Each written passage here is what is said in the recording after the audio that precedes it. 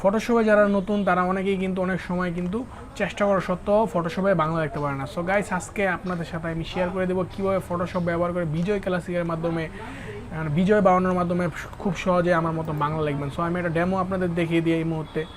ডেমোটা দেখানোর জন্য আমি এখানে এটা বড় কোনো লিখলাম। এখানে আমি যদি এখন ল্যাঙ্গুয়েজটা অবশ্যই সিলেক্ট করে নিব। সো বিজয় ক্লাসিক দিয়ে অবশ্যই করব। সো দেখা যাক, আমি ফেভারিটে চলে যাই, তারপরে এখানে কংসি এমজি দেখলাম। ওকে, সো এখানে যদি আমি লিখি আমার নাম মনি, তারপর যদি আবার লিখি আমার সোনার বাংলা,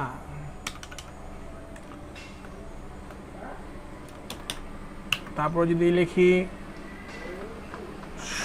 সবাই কেমন আছো তোমরা। ওকে,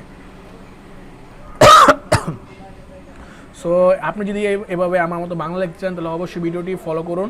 তারপর আমি আপনাদের এটাও শিখিয়ে দিব কীভাবে স্টাইলিশ ফন্ট ব্যবহার করতে হয়। সো দেখেন, এই যে এটা স্টাইলিশ ফন্ট, এই মডেল নিয়ে আসলাম। তারপরে আরও মডেল আছে, আর কোথা থেকে ডাউনলোড করবেন টু যেটা আমি শিখিয়ে দিব। সো গাইস, চিন্তা না করে, ভিডিওটি স্কিপ না করে অবশ্যই আমার ভিডিওটি পুরো দেখুন, তাহলে খুব সহজে ফটোশপে কীভাবে বাংলা লিখতে হয় সেটা কিন্তু শিখে ফেলবেন বিজয় বায়ান্ন দিয়ে। সো গাইস, চলুন তাহলে শুরু করে দিই।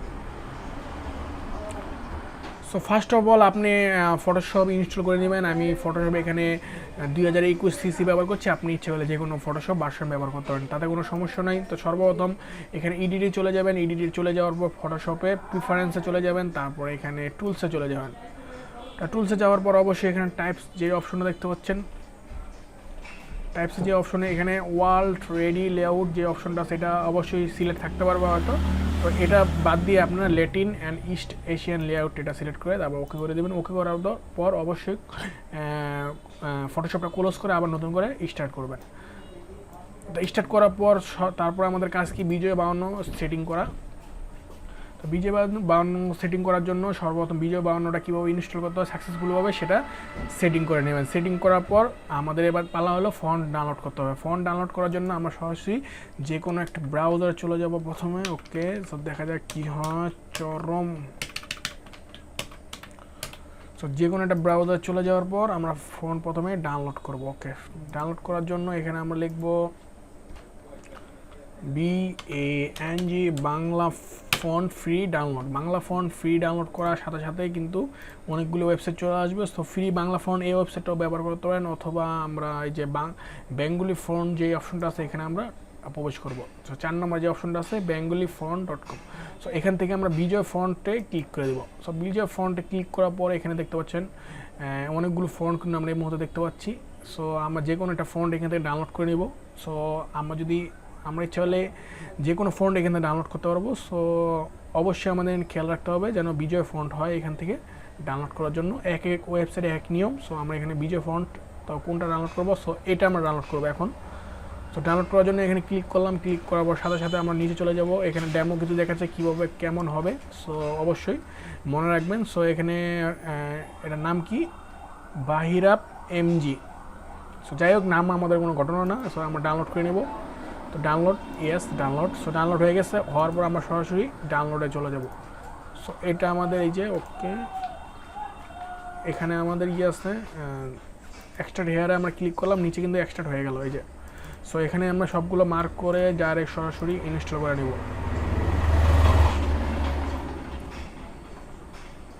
সো ইনস্টল প্রসেস কিন্তু আমাদের এক মুহূর্তে শেষ। এখন আমরা সরাসরি ফটোশপে চলে যাব। ফটোশপে চলে যাওয়ার পর আমার ফন্টের যে নামটা আছে এই নামটা আমরা কিন্তু খুঁজে বের করব। এখানে আমরা সরাসরি চলে যাব। ওকে, তো আমাদের বি দিয়ে অবশ্যই নামটা ছিল। তো বি দিয়ে আমার নাম ফন্টটা বের করব। এই যে পেয়ে গেছে আমাদের ফন্টটা, ভৈরব ভৈরব এমজি। এখানে ভৈরব লেখা, তারপরে এখানে আমরা বিজয় ক্লাসিক রেডি করে দেবো। তারপর এখানে একটা ক্লিক করে দেবো। এখানে অবশ্যই যেন চিহ্ন না থাকে। সো গাইস, এখন আমি বাংলা লিখি, দেখি কি অবস্থা। এখানে আমি আবার লিখলাম আমার নাম মনি।